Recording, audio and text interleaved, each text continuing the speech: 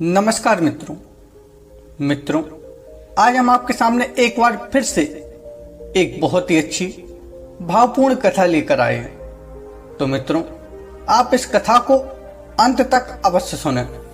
तो चलिए कथा को आरंभ करते हैं।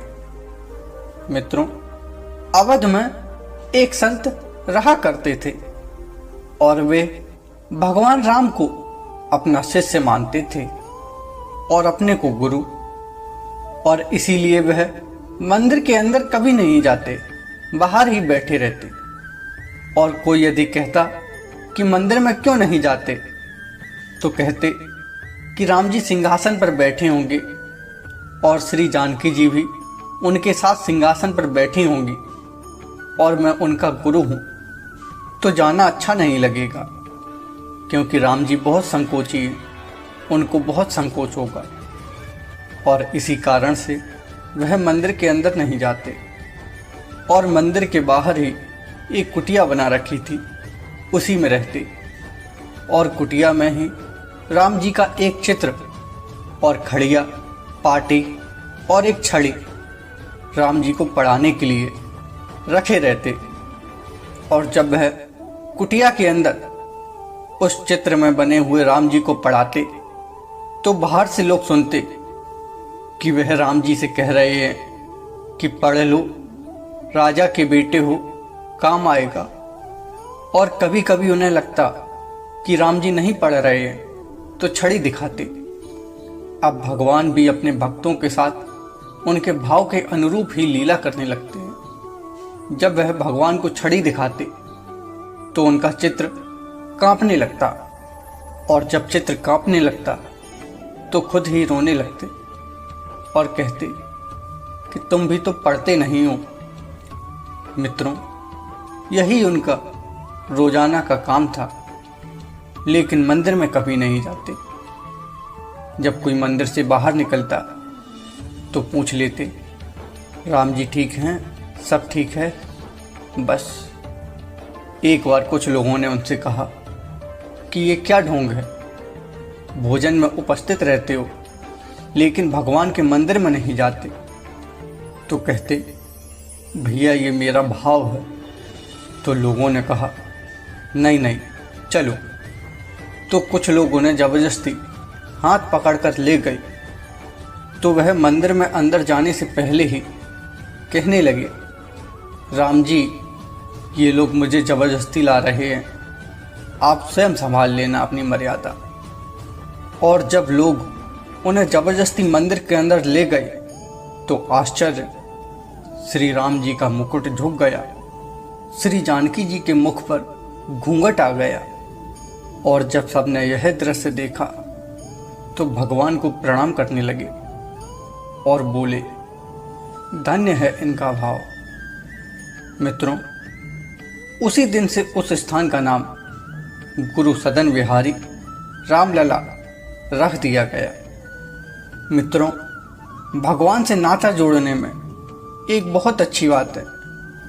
कहते हैं, त्वमेव माता च पिता त्वमेव। जीवन में जो आपकी माता हैं, वह सदैव आपकी माता ही रहेंगी, कभी आपकी पिता नहीं हो सकती हैं। पर भगवान को चाहे माता बनाओ और चाहे पिता, चाहे बंधु और चाहे सखा, भगवान सब कुछ बनने के लिए तैयार हैं।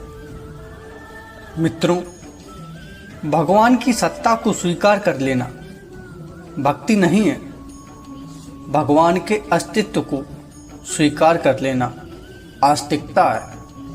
लेकिन भगवान से अपना कोई व्यक्तिगत संबंध जोड़कर उसका निर्वाह करना, इसी का नाम भक्ति है। मित्रों, ये एक भक्त का भगवान के साथ संबंध है। श्री राम जी को अपना शिष्य माना, तो श्री राम जी उस भाव के अनुरूप लीला करते हैं। क्योंकि मित्रों, गीता में भी भगवान श्री कृष्ण ने कहा है, हे यथा माम प्रपद्यन्ते तास्तथैव भजाम्यहम्।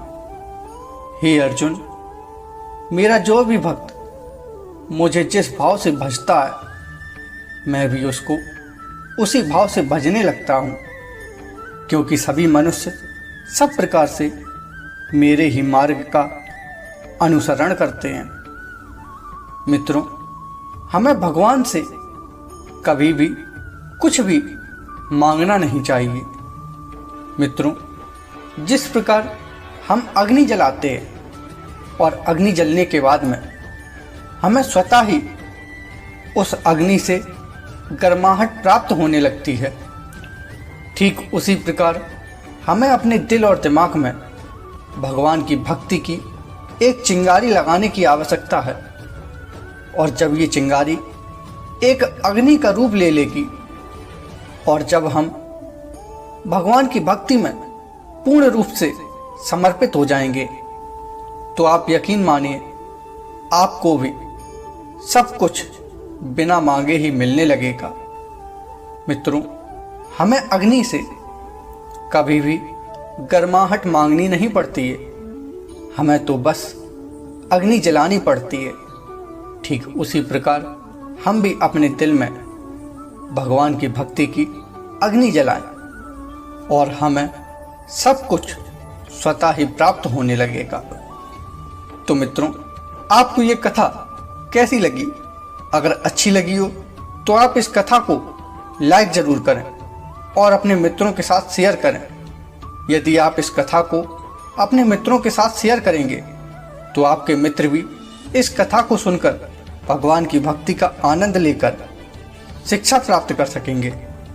और मित्रों, इसी प्रकार की और कथाओं को सुनने के लिए हमारे चैनल को सब्सक्राइब कर बेल आइकन बटन को ज़रूर दबा दें, जिससे कि हमारी आने वाली वीडियो का नोटिफिकेशन आपको ज़रूर मिल जाएगा। और मित्रों, यदि आपके पास भी भगवान की कोई कथा या प्रसंग मौजूद है तो आप हमें नीचे कमेंट बॉक्स में कमेंट कर बता सकते हैं। हम आपकी कथा प्रसंग को अपने चैनल पर प्रसारित करेंगे। तो मित्रों, मिलते हैं एक बार फिर से इसी प्रकार की एक और कथा के साथ। तब तक के लिए राम राम मित्रों।